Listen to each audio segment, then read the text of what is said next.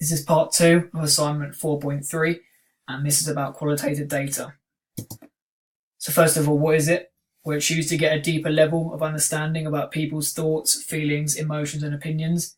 It's very helpful at gaining rich data, which is simply data that uncovers a lot of depth and knowledge about someone or the situation, and there are a few different ways in which we can collect this type. So there are 3 different ways. There are either interviews, focus groups, and observations.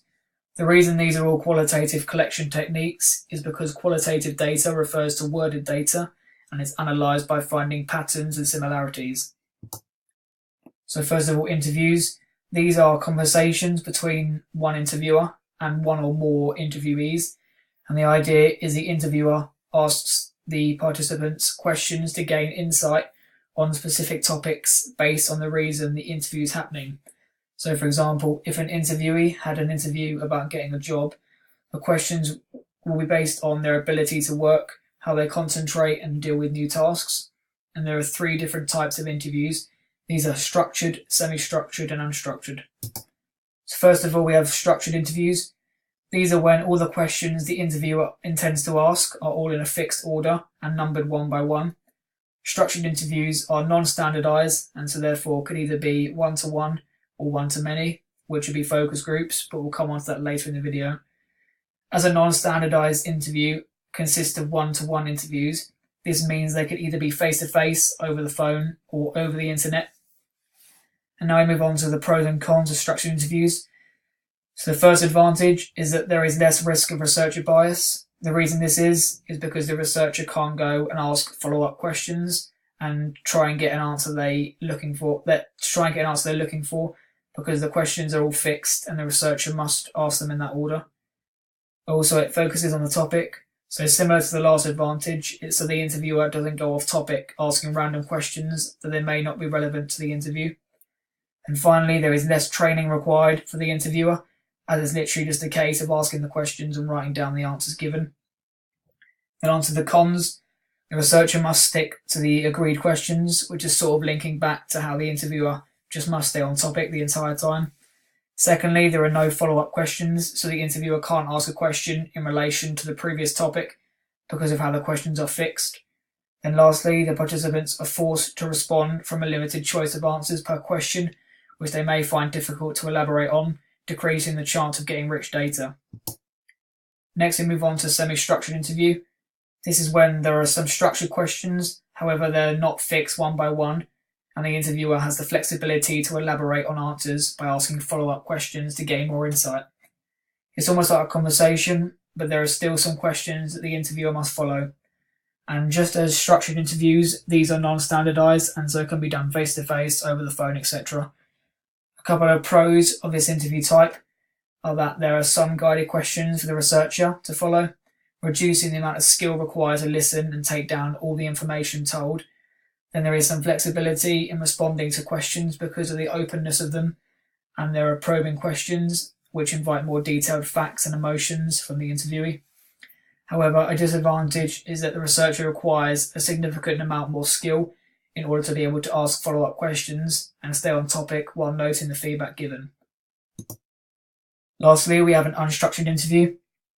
So these are when there is an initial first question that starts off the interview. Then from that, it turns into a conversation, mostly based around that starting question. In this interview, the conversation just flows freely the entire time, and the researcher uses the interviewee's feedback to bounce off of and come up with related questions. So the first advantage of this type of interview is that it's more informal.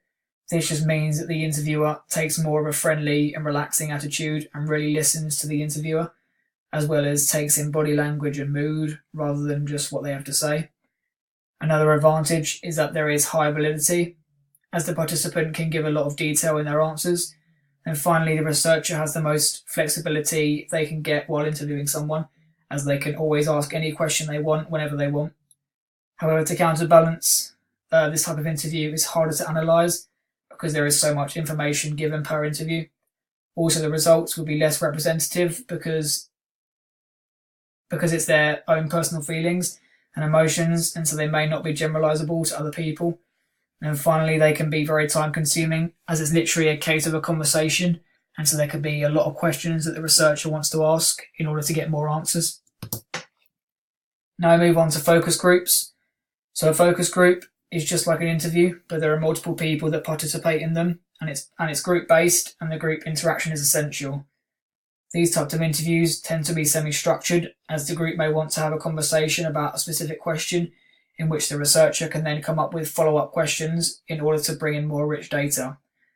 However, it won't get too off topic because the researcher can just revert back to the next set question in front of them. A couple of advantages of them are that they can gain a general agreement of opinion.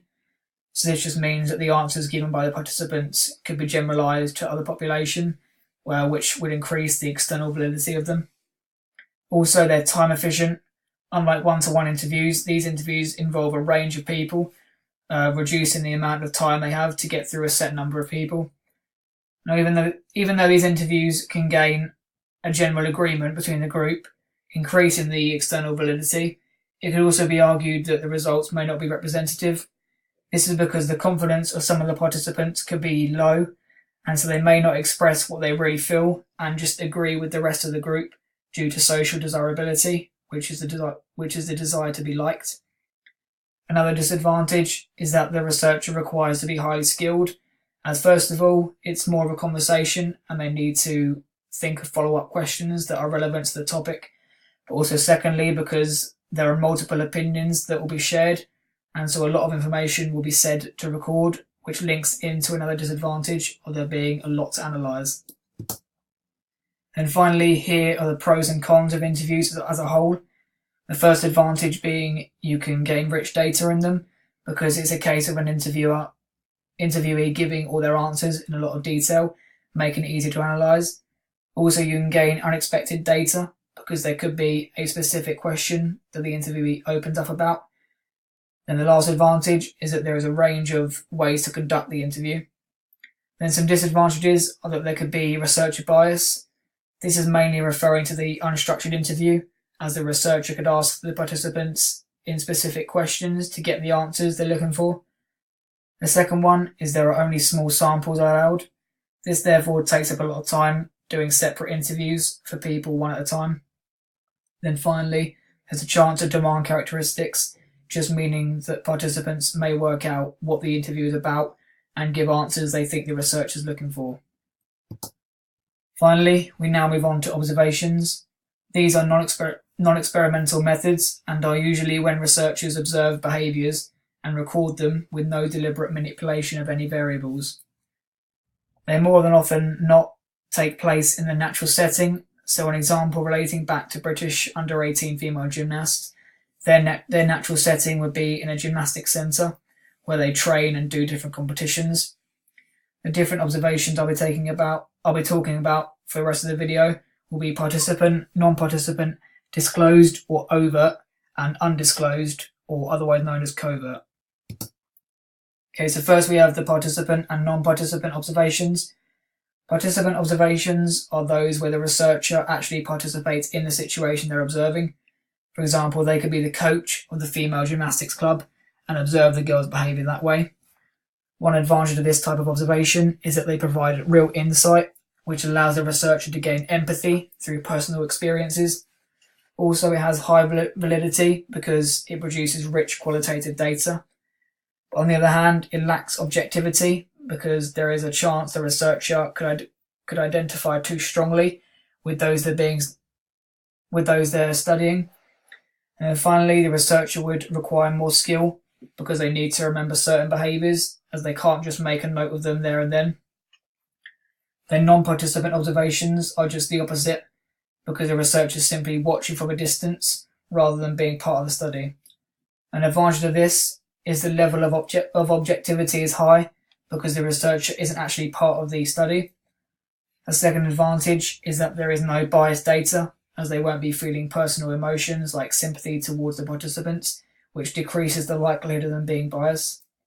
However, a disadvantage is that it can lead to the Hawthorne effect, as participants know they're being observed and so could change their behaviour as a result of that. Then finally, it could produce inaccurate results because they're watching from a distance. Now on to disclosed and undisclosed observations.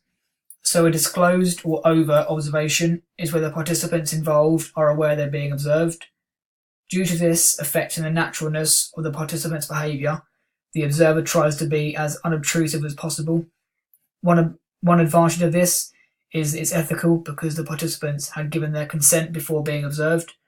Also, the researcher doesn't fit in with the group, so they can produce more accurate results as they can just write behaviours down as they happen. But some cons are the Hawthorne effect, again as mentioned on the last slide, and the fact that the results wouldn't be representative as the behaviours aren't natural because of the awareness they're being observed. Then finally, we have the undisclosed or covert observation. These are the exact opposite of overt, as participants have no idea they're being observed and the researcher is observing usually from across the room, or it could even be through a two-way mirror. And then on to the last pros and cons of this observation.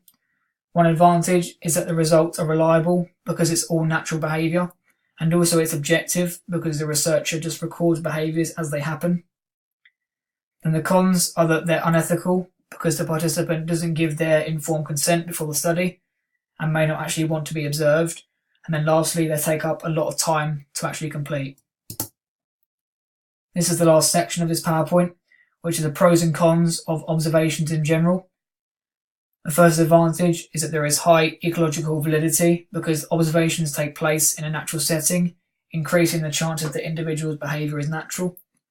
Secondly, the notes can be detailed and recorded there and then and not from memory, like in some situations.